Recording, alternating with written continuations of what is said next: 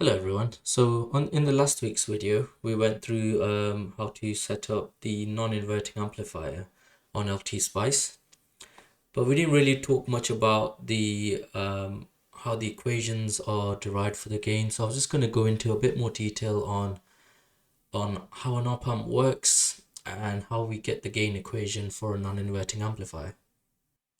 So from the previous video, you probably remember this circuit. For a non-inverting amplifier, the input is connected to the non-inverting pin, which is generally labeled as the plus pin. And then you have a feedback network on your inverting pin. So this is with two resistors, so you can see R2 and R1. And gain is, for a non-inverting amplifier, the gain is generally 1 plus R2 over R1. So in this video, I'm just going to show you how we get to the equation. Don't forget to like, comment, and subscribe on this video. Thanks for watching. And if you have any questions, please let me know in the comments below and I'll be happy to help. So basically, starting with assumption that we're using an ideal op-amp. So this means a number of different things.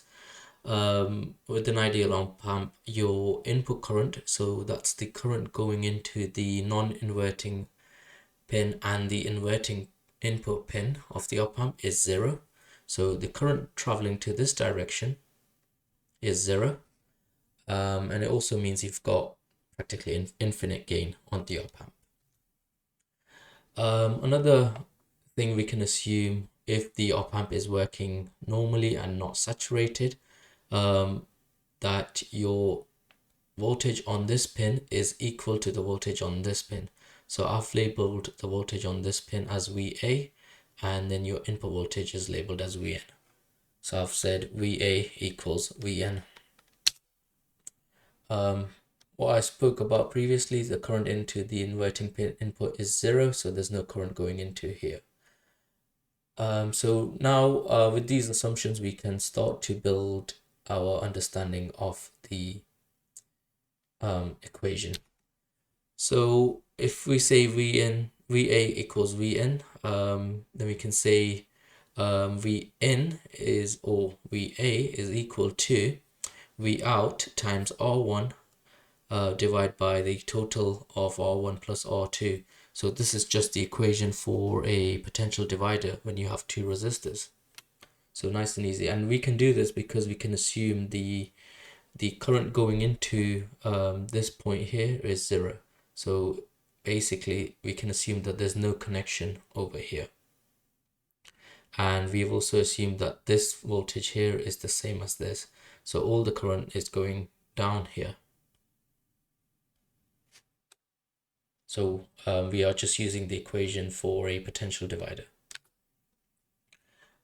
Just to simplify the equation a little bit, getting rid of VA now, we can label Vn equals R1 divided by R1 plus R2 times by V out. So again, the potential divider equation. We can see the gain is equal to V out plus Vn. So we'll go through rearranging the equation so that we get V out over Vn.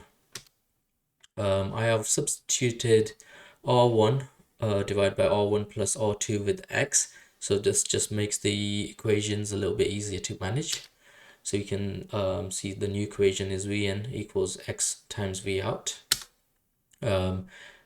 Taking X on the other side, we get Vn divided by X equals V out. And then bringing the V in to the other side to get our equation of gain, V out divided by Vn, we get 1 over X. Bringing the R1 divided by R1 plus R2 equation back into the full form, we can see it's 1 divided by R1 in brackets R1 plus R2 equals the gain, or V out over Vn. We can finally rearrange this because we've got two divisions, so the bottom comes on top and we get to our gain equation. We can see that it's 1 plus R2 over R1. Thank you for watching.